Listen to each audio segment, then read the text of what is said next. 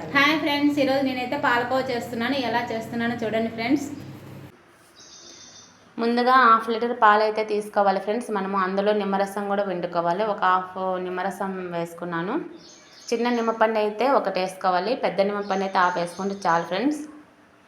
మనకి ఇప్పుడు పాలకోవకి ముఖ్యంగా మిల్క్ పౌడర్ అయితే కావాలి. నేను 2 కప్స్ మిల్క్ పౌడర్ తీసుకుంటున్నాను. ఇక్కడ ఒక 1/2 లీటర్ పాలకి చిన్న కప్పుతో 2 కప్స్ వేసుకోవాలి ఫ్రెండ్స్. చూడండి, అదే కప్పుతోని 1 కప్పు పాలు కూడా యాడ్ చేసుకోవాలి దాంట్లో. ఆ పాలు అయితే 1/2 లీటర్ అలాగే మరుగుతున్నాయి ఫ్రెండ్స్. ఇది వేరే పాలు సపరేట్గా పక్కన పెట్టుకున్నాను. ఇంకా చూడండి, మనం ఇలాగ బాగా మిక్స్ చేసుకోవాలి. మిల్క్ పౌడర్లో పాలు వేసి బాగా పేస్ట్ లాగా బాగా చేసుకోవాలి.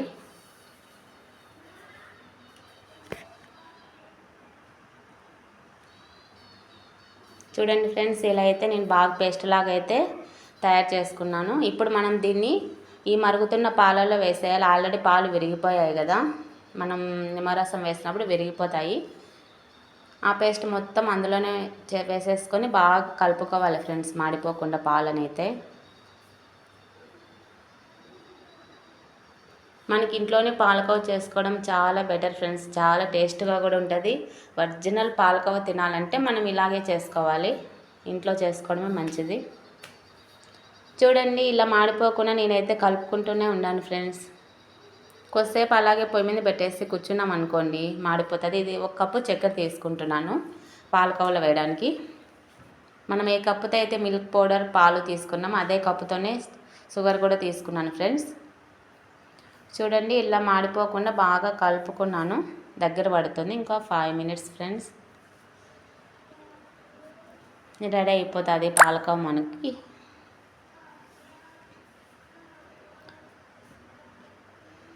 చూడండి, ఇలా దగ్గర అయిపోయింది, చిక్కబడిపోయింది మొత్తం. ఇప్పుడు మనం దీంట్లో చక్కెర వేసుకుంటున్నాము 1 కప్పు ఫ్రెండ్స్. ముందే చక్కెర వేసేసుకున్నాం అనుకోండి, అది చిక్కబడదు, అట్లాగే పతలాగా ఉంటుంది. కాబట్టి ఆల్మోస్ట్ అంతా కుక్ అయిపోయి దగ్గర పడినప్పుడు మనం షుగర్ వేసుకోవాలి. ఇప్పుడు పాలకోవ అయితే రెడీ అయిపోయింది. ఇప్పుడు మనం ఇందులో నెయ్యి కూడా వేసుకోవాలి ఫ్రెండ్స్. నెయ్యి ఎంత ఎక్కువ వేసుకుంటే అంత టేస్ట్గా ఉంటుంది.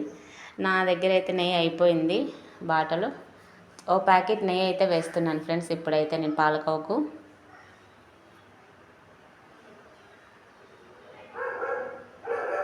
మనకి ఎక్కువ టేస్ట్ కావాలంటే నెయ్యి వేసుకోవచ్చు ఎక్కువని. చాలా నెయ్యి పడుతుంది, నేనైతే తక్కువ వేస్తాను. ఇప్పుడు ఒక ప్లేట్ తీసుకొని మనం ఆ ప్లేట్కి అంతా నెయ్యి పూసేసి అందులో ఈ పాలకోవ మొత్తం వేసేసాను ఫ్రెండ్స్. ఇప్పుడు మనం చిన్న చిన్న పీసెస్గా కట్ చేసుకోవాలంతే. చిన్న చిన్న పీసెస్గా కట్ చేసుకోవాలంటే కొద్దిసేపు అలాగే ఫ్యాన్ కింద అయితే చల్లారే వరకు అలాగే పెట్టాను.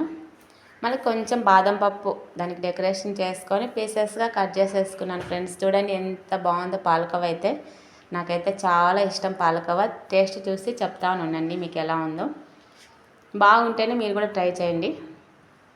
నిజంగానే చాలా టేస్ట్గా ఉంది ఫ్రెండ్స్. నేను తిన్నాను, మీరు కూడా తప్పకుండా ట్రై చేయండి. చాలా బాగుంటుంది పాలకోవ ఇంట్లోని.